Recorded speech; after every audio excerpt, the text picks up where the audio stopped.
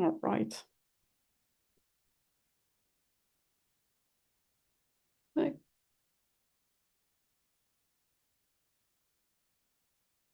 Okay. Just gonna wait for a few minutes and then we'll go. Sounds good.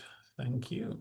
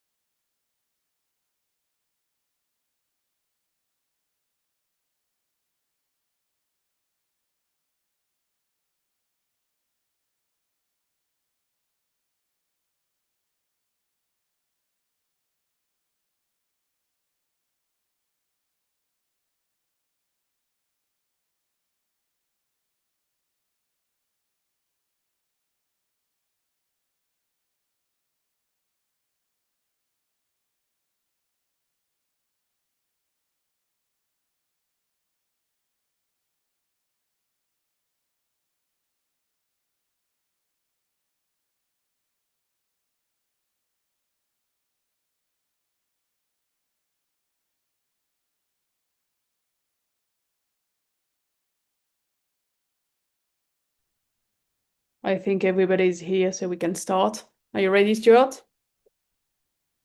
All Let's right. go. Alright. Alors, du coup, je reprends en français pour cette partie. Du coup, aujourd'hui, présentation sur les études aux États-Unis et tout particulièrement en Floride avec la présence de Eckerd College. Pour ce soir, on va avoir une présentation en deux temps. Je vais faire une introduction rapide en français des études aux États-Unis, du système éducatif américain, de comment globalement on peut faire pour pouvoir étudier aux États-Unis, simplement pour vous faire voilà, une petite introduction et remettre quelques bases sur les études aux États-Unis. Par la suite, je vais laisser directement la main à Stuart pour vous présenter Eckerd College. Donc voilà, quelle université, de quelle université il s'agit, quels sont les programmes, comment y postuler, quels sont les avantages de cette université. Voilà, que vous ayez une vision complète d'un établissement type en Floride. Du coup, première chose, avant toute chose, peut-être tout simplement me présenter, parce que je ne l'ai pas encore fait. Je m'appelle Alice Barbier, je suis conseillère au sein du cabinet Study Experience. Donc Study Experience, c'est l'agence qui organise ce webinaire aujourd'hui. On est un cabinet de conseillers spécialisé sur les études à l'étranger. Donc concrètement, notre rôle, c'est d'accompagner tous les étudiants qui ont un projet d'études à l'étranger dans leur démarche d'admission et vraiment de A à Z, du choix des universités, choix des programmes, au montage des dossiers jusqu'à la validation des dossiers d'admission et par la suite, tout simplement la préparation au départ. Donc, on vous suit de A à Z sur le projet. Là, je vous ai mis un petit panel des universités avec lesquelles on a l'habitude de travailler. On est tout particulièrement spécialisé sur les études anglophones, donc tout ce qui va être États-Unis, Canada, Australie, Nouvelle-Zélande, Royaume-Uni, etc., etc. Et donc, c'est aujourd'hui en tant que conseillère Study Experience que je vous fais une présentation sur les États-Unis et je laisserai ensuite la main à Stuart pour vous présenter Eckerd College. Avant toute chose, la première question qu'on peut se poser avant de se dire comment on fait pour postuler aux États-Unis, qu'est-ce qu'il faut comme document pour pouvoir déposer un dossier, la première question à se poser, c'est peut-être tout simplement pourquoi aller étudier aux États-Unis. Parce que c'est vrai qu'en France, on a des très bonnes options d'études, on a des super universités, des super programmes. Les USA, c'est vraiment très différent du système français et étudier aux USA va apporter de gros avantages parce qu'on va avoir un système éducatif qui est, mine de rien, assez à l'opposé du système français. La première chose qui me vient en tête lorsqu'on parle des études aux États-Unis et des avantages d'étudier aux États-Unis, je pense que c'est le mot flexibilité. En France comme en Europe, quand on fait des études supérieures, généralement, on fait des études qui sont assez focalisées. C'est-à-dire que si vous allez faire du commerce, vous allez faire que du commerce pendant 3 ans pour votre licence. Si vous allez faire de l'ingénierie, vous allez faire que de l'ingénierie pendant 3 ans. Aux États-Unis, c'est un peu tout le contraire. Dans la construction des cursus américains, notamment au niveau licence. Vous allez avoir un principe de ce qu'on appelle majeur et mineur. Donc la majeure, c'est le domaine d'études principales, la mineure, c'est le domaine d'études secondaires. Et vous pouvez mixer sans aucun problème différents domaines d'études. C'est-à-dire que si vous voulez faire, je dis n'importe quoi, de la science politique avec du business et pourquoi pas un peu de psychologie ou de communication, c'est totalement possible. Le système américain est fait pour ça, il est fait pour faire des programmes un petit peu à la carte. Et ça convient très bien aux étudiants qui sont soit un petit peu curieux de tout, soit qui veulent pas se spécialiser trop tôt ou qui ne savent pas forcément ce qu'ils veulent faire dès maintenant comme étude. Et on ne déclare dans le système américain sa majeure, donc ce domaine d'études principal, qu'au bout des 2 premières années d'études. Donc on peut tout à fait changer de domaine d'études pendant les 2 premières années, commencer par de la Sciences Po, finalement faire de l'éco, finalement faire de la communication. C'est vraiment totalement flexible et ça permet de faire des programmes qui vous ressemblent et qui correspondent à vos attentes. Donc ça déjà, premier argument pour les États-Unis, la flexibilité et la possibilité de construire un programme qui vous ressemble. Deuxième argument, pas des moindres, bien évidemment le prestige des universités américaines. Alors on connaît tous le Ivy League hein, avec Harvard, Yale, Columbia, etc. Mais même au-delà du Ivy League, vous avez énormément d'universités qui sont très cotées aux États-Unis. Si vous prenez les classements mondiaux, vous verrez que les États-Unis sont surreprésentés et à juste titre, hein, c'est des universités qui sont très performantes avec voilà, des systèmes de recherche qui sont absolument incroyables. Donc si vous voulez allier une éducation qualitative avec voilà, la flexibilité du cursus américain, c'est absolument idéal. Vous avez aussi une très grande diversité d'universités. Sur les États-Unis, on est à peu près 4000 universités, c'est énorme, et vous allez avoir tout type d'établissements. Vous allez avoir des universités qui sont spécialisées sur la recherche, qui vont être très académiques, très bien pour des étudiants qui veulent faire, par exemple, des études scientifiques, si vous voulez faire de la physique quantique, vous avez tout ce qu'il faut. Vous avez des établissements qui vont être un petit peu comme, on va en parler tout à l'heure, hein, mais comme Eckerd, ce qu'on appelle des liberal arts college. Donc ça, c'est des établissements qui sont beaucoup plus petits, qui sont généralement centrés sur le niveau undergraduate, donc ils vont proposer que des bachelors avec un petit ratio de profs-élèves pour un très bon suivi. Vous avez des community colleges qui vont proposer des formations plus professionnelles. Donc finalement, peu importe le style d'enseignement que vous voulez et le type d'éducation que vous recherchez, vous trouverez toujours chaussure à votre pied aux États-Unis. Les campus, bien évidemment. Alors, je pense que Stuart va pouvoir en parler avec Eckerd, mais vous trouverez aux États-Unis des campus que vous ne trouverez quasiment nulle part ailleurs.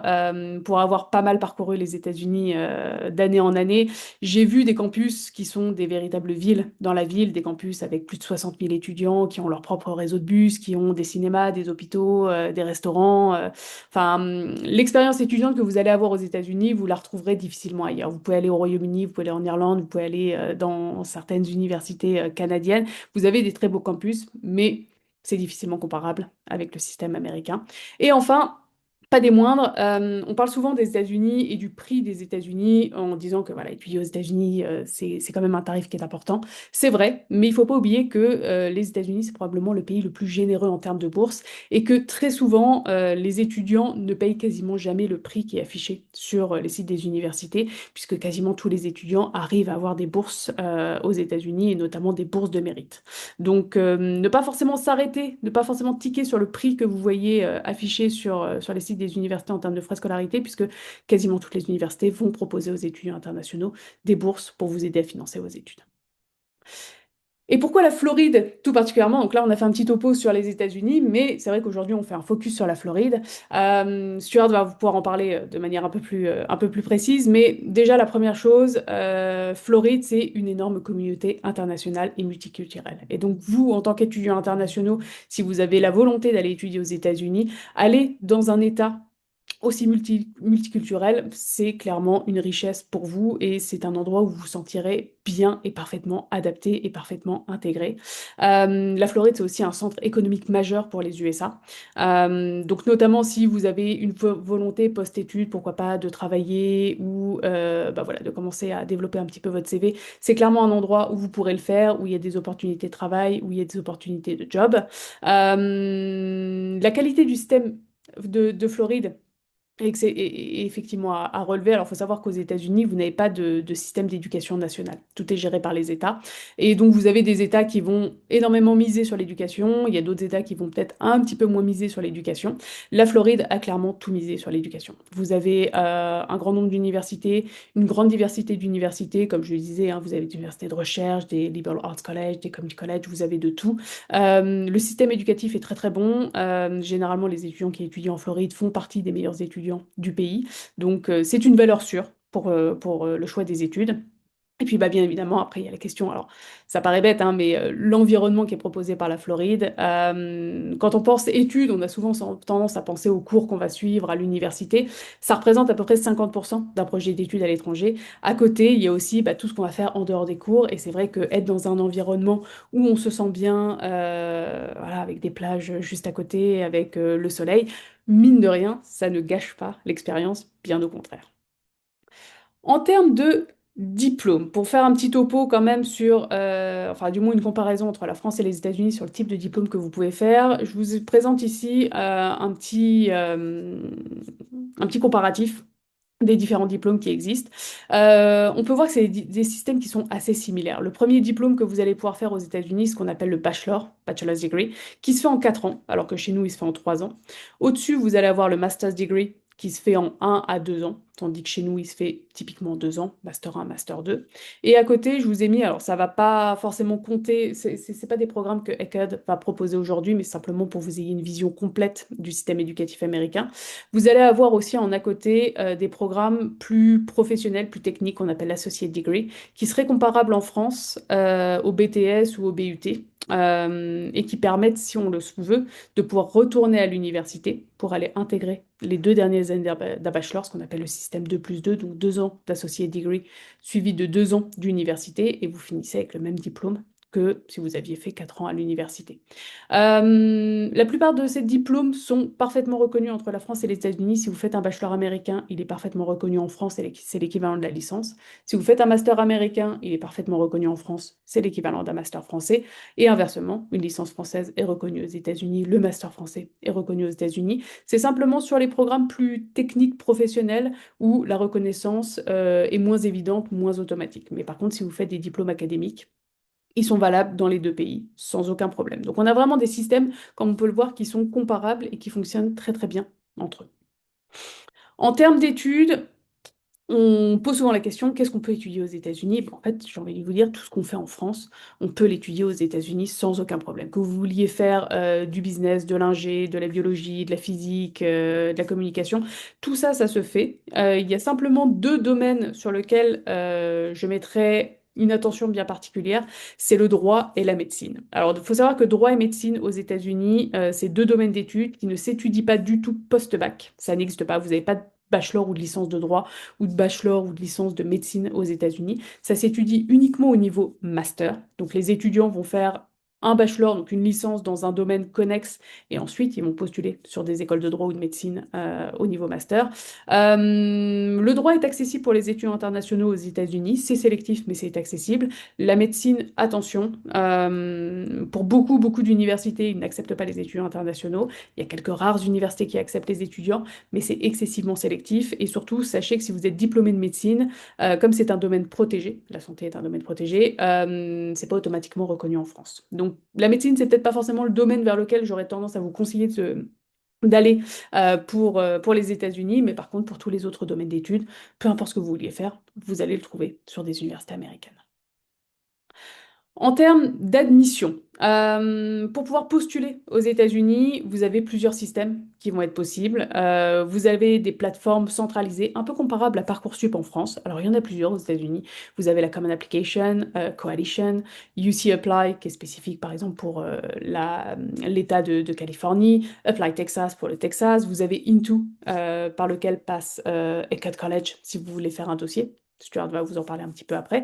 Donc, c'est des plateformes un peu comparables à Parcoursup qui vous permettent, avec un seul dossier, de présenter plusieurs universités. Donc, c'est assez pratique. Et pour plein d'autres universités, bah, c'est généralement des dossiers individuels que vous allez faire sur le site de chaque université. Donc, il faut bien regarder, en fonction des universités qui vous intéressent, si elles passent par une plateforme dédiée ou s'il faut faire un dossier directement sur le site de l'université. Voilà, typiquement, Eckerd, qu'on va voir aujourd'hui, va passer par la plateforme Into pour faire le dossier.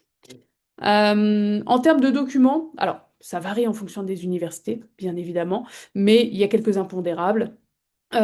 Pour les étudiants qui sont au lycée actuellement, qui vont postuler en bachelor, ça va être typiquement les relevés de notes de lycée. Alors souvent les universités remontent depuis la troisième, seconde, première, début de terminale.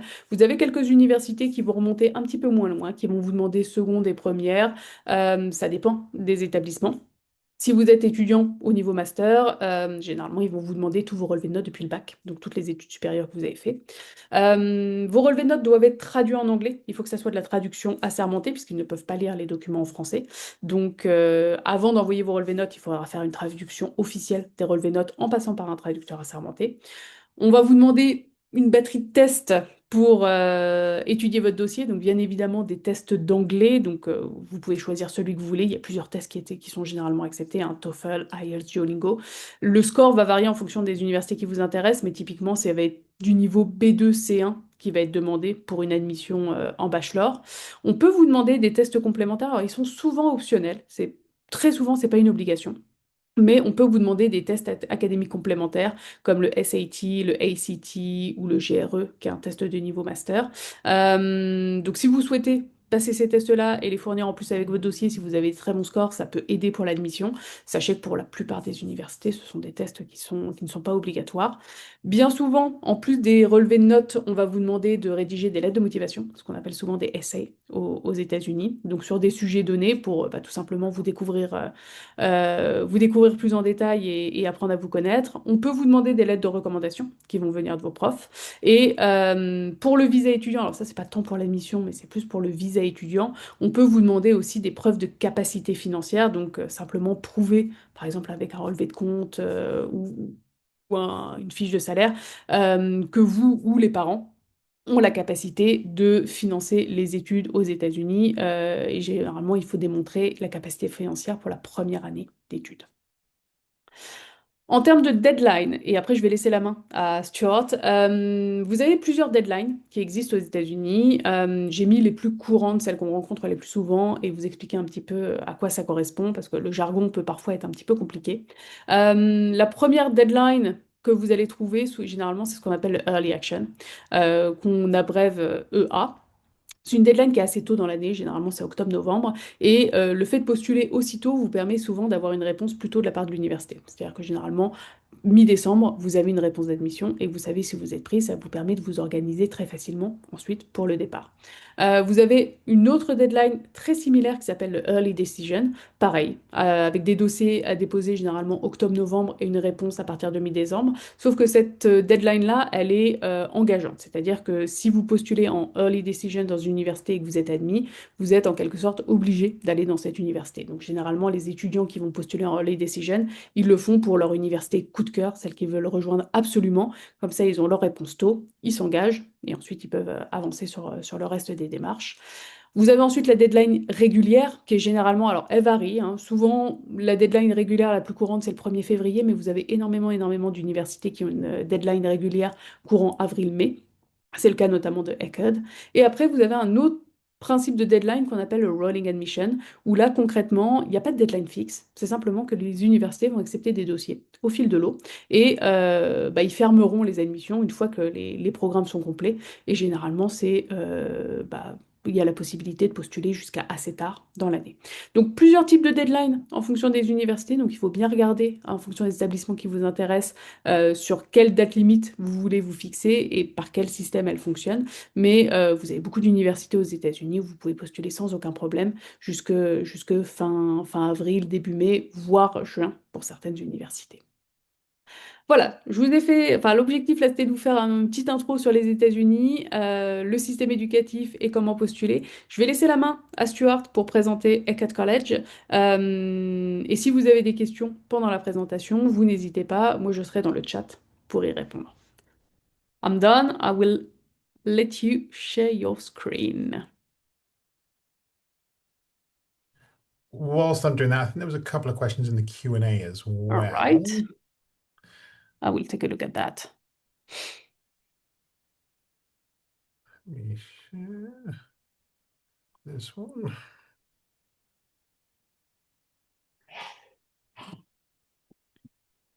Hopefully that's working now. It is. Hi, hello everyone.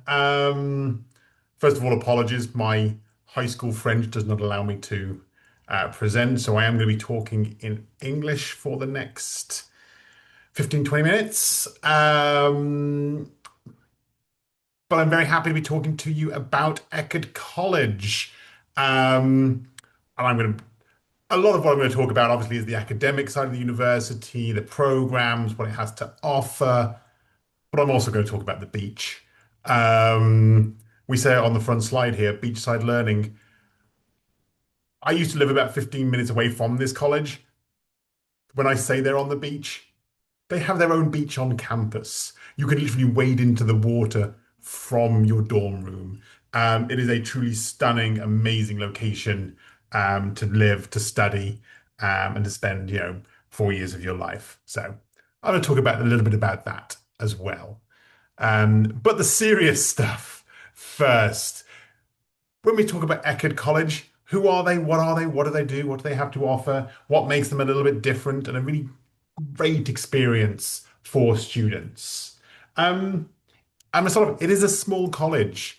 It's less than 2,000 students on campus. What that means is you are part of a very tightly knit community. Everyone knows your name. Everyone's going to be able there to support you. 11 to 1 faculty student ratio. That's a fantastic. You don't see many US colleges with that high level of support, one-on-one touch points with your professors. It also means small class sizes. Most of their classes, I think it's like 90% of them in their classes are less than 20 students. Dotted across the college, they have what they call their outdoor classrooms, which are literally like a little covered area with a few stools and very chill, relaxed environment where small groups, 10, 12 students will actually take their lecture outside because it's Florida and you can do that all year round. But being a small college doesn't limit your opportunities. And when it comes to what happens when you graduate, what are the opportunities that exist for you? You've got exactly the same opportunities, maybe even some more, from having graduated from somewhere like Eckerd. As you can see, there are a few of the companies where our students have gone on to when they graduate. When we say world of opportunity, what we're talking about is the range of degrees available, the opportunities that exist for your studies, and again, when you graduate. 42 majors, 61 different minors, including they've just launched a brand new minor in artificial intelligence. Everyone's talking about it at the moment. It's the big next thing. So they are obviously addressing that. Eckerd is a university known for study abroad. I know you're going to study abroad in the US, but if you want to add a third destination into your studies, Eckerd is a great opportunity to study in potentially two different places. Dual degrees. This is specifically for students who might be interested in engineering. They have these great links to Columbia, WashU in St. Louis. And one of the things I'm going to talk about as well in a bit more detail is research and the opportunity to get involved and why that helps you as a student being involved in that research throughout your studies. And I already mentioned Florida. I already mentioned that they have the beach on campus. You can swim in the sea from your dorm room. It is just a stunning, stunning location. But as well as being a stunning location, Florida is also consistently and has been ranked for a number of years the number one best state in the US for higher education. Universities in Florida are recognized nationally and internationally for the quality of education they offer, which is why it's one of the most popular places to study. Um, Getting to know Eckerd, a few of these things I mentioned, just under 2,000 students, so about 1,700 students on campus. When we talk about faculty, with a small liberal arts college like Eckerd, you're going to be learning from PhD holders, researchers who have graduated from some of the best universities in the US. Many of the PhDs will be from the likes of Harvard, MIT, Columbia itself, all those kinds of things. So top professors who have made a decision to go and get involved in teaching and want to work with students closely. And so all of your classes are going to be taught by those PhD holders from top US universities. As I said, beautiful location. One of the things that I think sets Eckerd apart is most of the students actually choose to live on campus for the entire duration of their degree. You are required to live on campus for your first year. After your first year, many students, in a lot of universities, most students will move straight off campus. At Eckerd, 90% of students actually choose to stay on campus because the environment, the access to the facilities, just being close and part of that community is such a big part of the experience. They want to be there. Um, and then I'll talk a little bit about the degrees, but I do just want to mention specifically their marine science program at Eckerd is widely recognized as being one of the best marine sciences programs, not just in the US, but actually globally. And again, because of their location, because they're on the waterfront, they are incredibly well connected to big organizations. They're involved in research, supporting things like NOAA, I never remember what it stands for, but basically it looks after the oceans. They also have the longest running undergraduate research project into dolphins. So if you like dolphins, this is a great place to be. And I'm not going to lie, you're probably going to see dolphins on an almost daily basis. Having lived, as I said, very close to this college, when you see your first dolphin, it's all exciting. After a year, you're like, oh, it's another dolphin. It's another three dolphins. It's five dolphins. It's very cool. It never gets boring. I'm not going to lie. I'm always excited every time I see one. And living in Florida, you see a lot of them. So just doing a little bit deeper into what those outcomes are, what it means to when you graduate from Eckerd, what are the opportunities that are open to you as a graduate. You're going to see there some of the big name companies where students have gone on to find employment. These might be international students taking advantage of their OPT and getting that work experience in the US when they graduate. It might be students going back home, wherever they are from. It's a bit of both. But these are some of the big name companies that you're going to see there. And I think what's also interesting is where Eckerd students have gone on to graduate school, the caliber of universities that are then accepting an Eckerd bachelor's degree in to go and do a master's, a PhD, the next step. And you're going to see, as I said, the Yales, Columbias, American, Cornell, Harvard, and the list does go on in terms of destinations. So although it's a smaller college, smaller community, it does not limit your opportunities. It gives you great potential for what happens next. I talked a little bit about the majors, so 42 majors, 61 minors, 11 STEM degrees.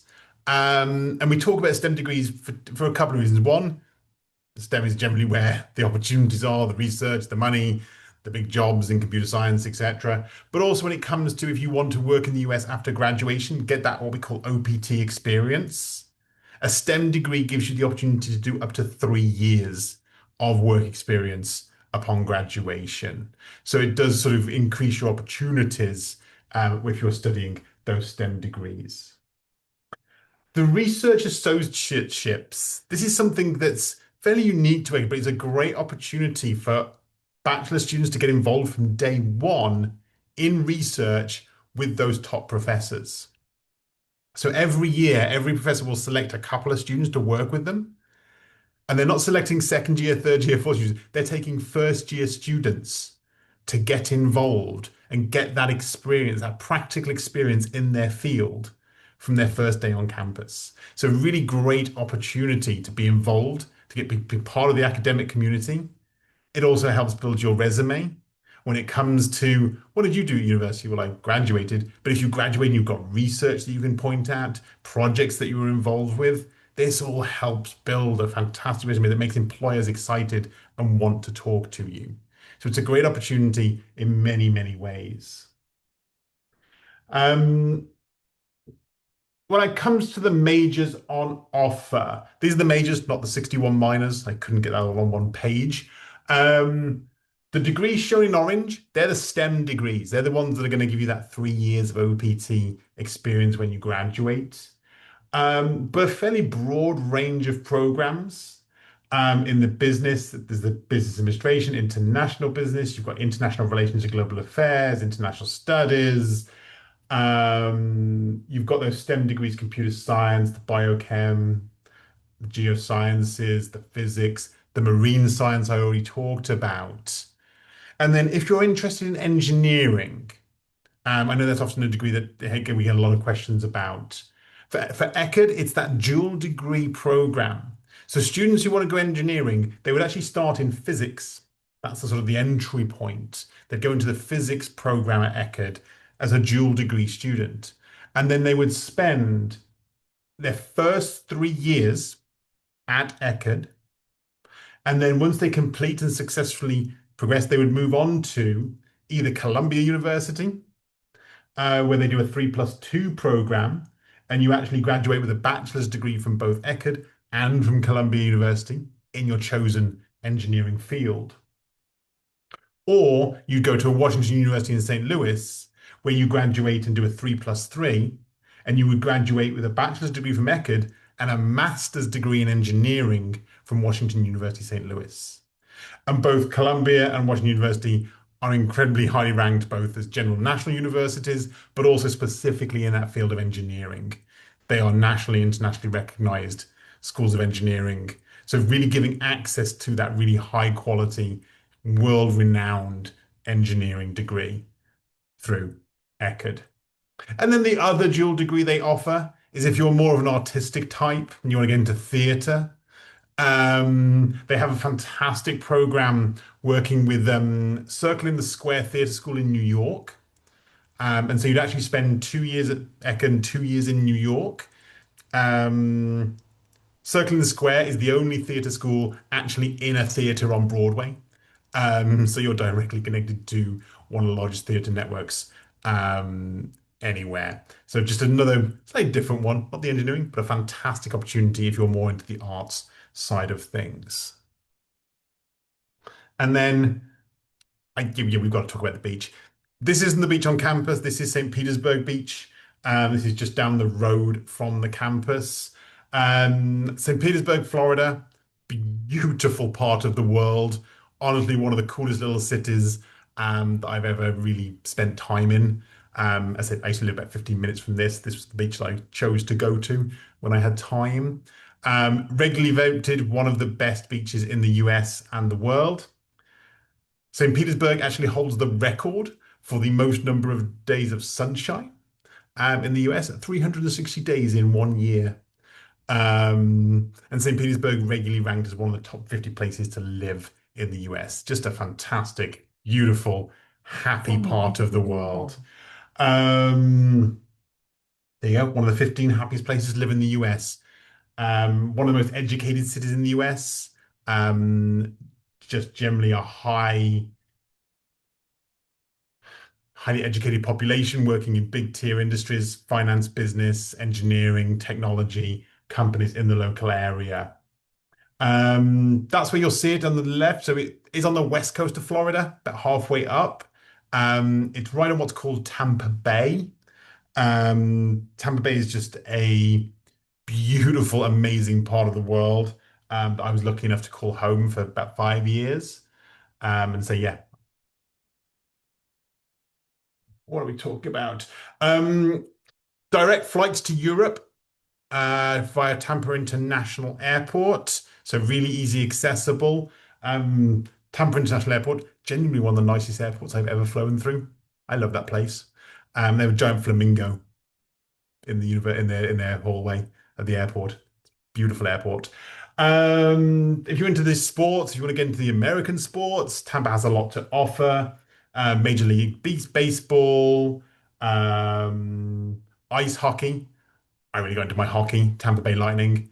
They're the local hockey team. American football, and they do have proper football as well in the area. So great sports scene, great beaches. You're very close to Orlando if the theme parks are what you're more into. It's about an hour's drive to Orlando to get to Disney World, Universal, all the big theme parks as well. And cost of living in Florida, significantly lower than other states and cities. And St. Petersburg is definitely one of the most affordable locations within Florida itself, compared to the quality of life that you're going to have in that part of the world. So you'll see they're significantly less expensive than places like San Francisco, New York, Chicago. It does make it a very affordable education alongside that truly amazing quality of life that you get somewhere like this. Back to campus, lots going on, 80 plus student organizations, 29 plus club sports on campus, lots of opportunities to get involved. You like water sports? They have their own water sports center. You can literally go kayaking, sailing, fishing. You want to learn to wakeboard, they'll teach you that in between classes. So amazing water sports facilities on campus as well. Apparently the boathouse is like the really cool place that everyone hangs out. That's what I'm told, as well. They're also the only university in the United States to have its own rescue service. So they actually have a team that works alongside the US Coast Guard and actually goes out and rescues boat users in the bay. So in terms of getting a different experience, getting something to add to your resume, that literally can't be beat. Eckerd is the only place in the US you can get involved and help save lives. I mentioned the dorm rooms at the start. These dorm rooms are right on the seafront. You are getting views that the rest of us have to pay a fortune for. You are not. You are right on the seafront, on campus, and paying university dorm rates.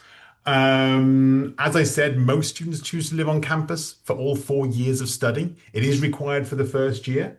After that, really up to you, but most students will actually stay on campus.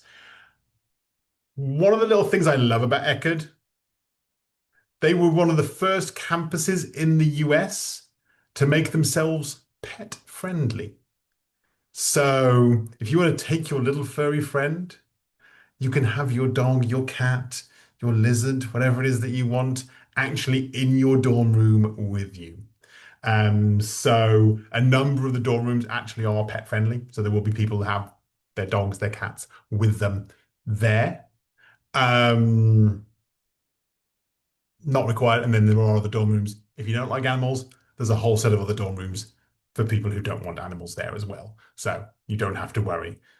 Either way, you're covered. Want to talk a little bit about costs, and then we'll go on to scholarships. And that's always a big question. You'll see here the estimated tuition costs for a year of study. Housing and meals is estimated. Again, that's the full year on campus. That includes your housing, all of your meals, breakfast, lunch, dinner, every day of the week. Health insurance is required.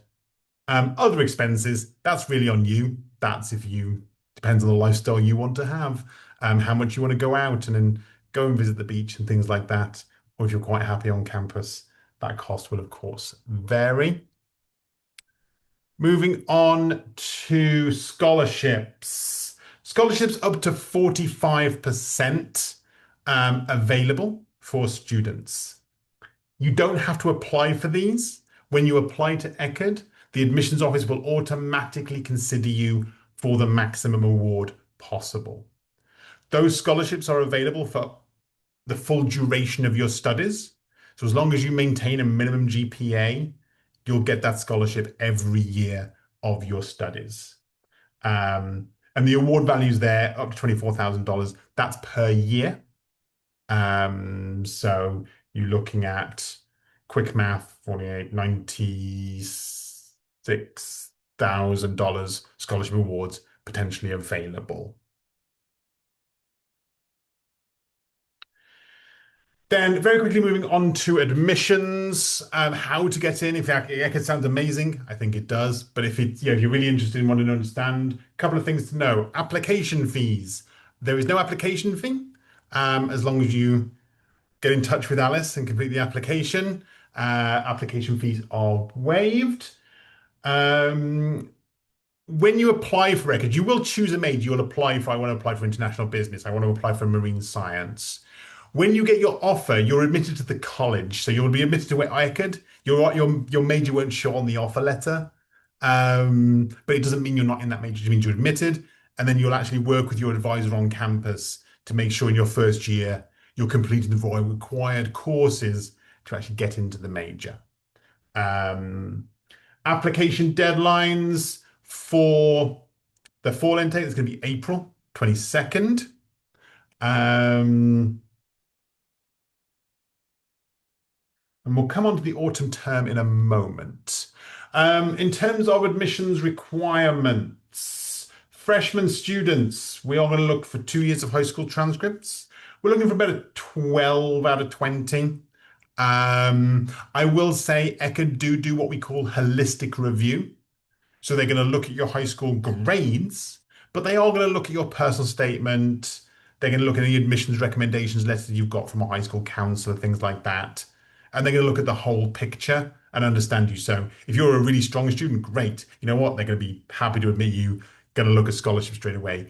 If you're maybe a little bit on the border, it's okay. If you've got a strong personal statement essay that can support your application, they're still going to look at you, still consider you for those scholarships. It's a more holistic approach to admissions.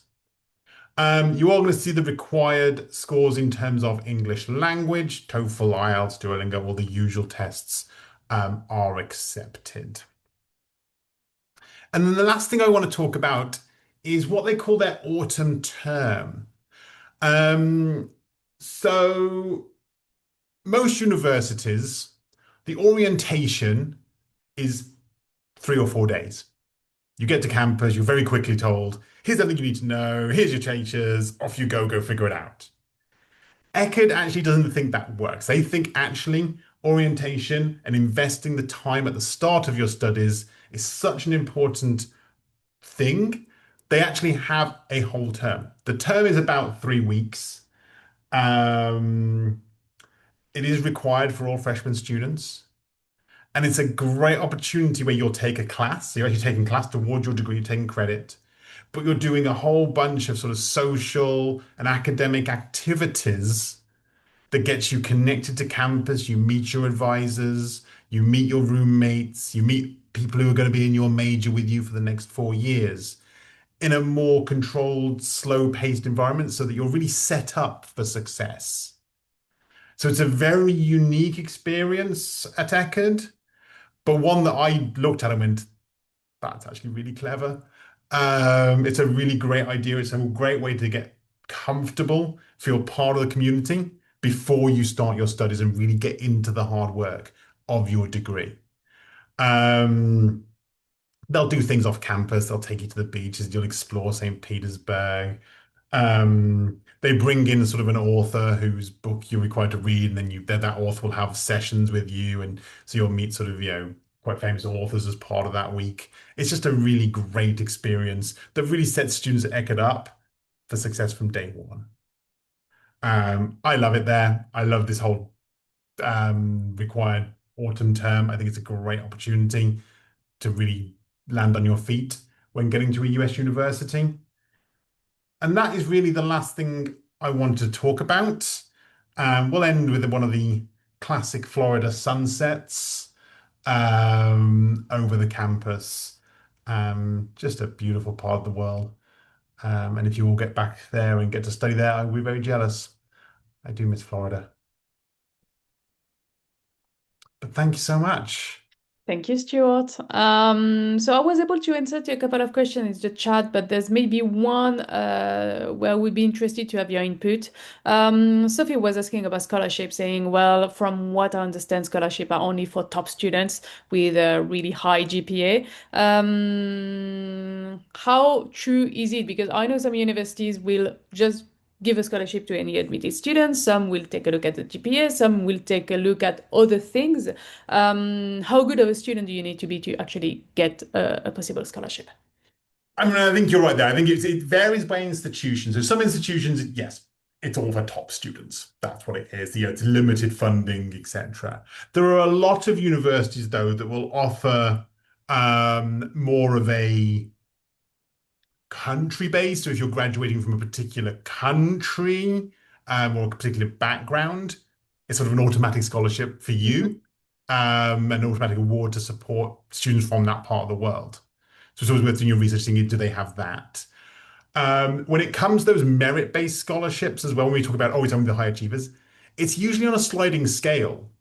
So yeah, you might not get the very top award. That might be reduced, removed for like students who are top performers, but there'll often be a sliding scale of scholarship awards. So there is still going to be funding, no matter the sort of the GPA you're coming in with, what your background is. So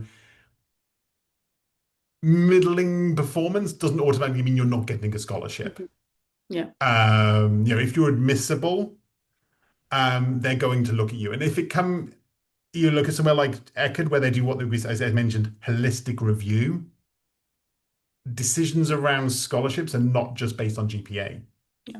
It is going to be based on things like your personal statement, the recommendations you're getting. Are you are you a good fit for the college, no matter that GPA? Mhm. And so there are still going to be plenty of opportunities for those kinds of, those scholarships and funding no matter your performance. As long as you're admissible. I mean, if you're not Yeah. admissible, then I'm Yeah. sorry, I can't get you a scholarship. But if you're admissible to university, there's going to be things and opportunities to consider and look at. Yeah, I do agree. I mean, most of the students have helped get into college in the US. I would say easily 90% of them got a scholarship. Uh, it's really rare when students do not get any scholarship at all. So I wouldn't worry even if the GPA is a bit low. Usually students manage to get something. I think there's another question. No, this is just Sophie saying thank you. Well, you're welcome. If you have any other question, do not hesitate to put it in the chat. I know I've answered some of them during the presentation directly by writing. We will leave a couple of seconds, minutes to just type in your question if you have, and if you have not, well, we will wrap it up. Right. I think we're good. I don't see anyone typing in. I think it's all right. Well, thank you, Stuart, for your time. Thank you, Alice. Thank you everyone for joining. Appreciated you being here. It was a pleasure. I'm going to switch back to French. Merci à tous d'être venus ce soir pour le webinaire. Donc, il est enregistré. Vous recevrez donc le replay par email directement. Il sera aussi disponible sur notre site et sur notre chaîne YouTube. Donc, n'hésitez pas à le revoir si vous avez besoin d'informations complémentaires.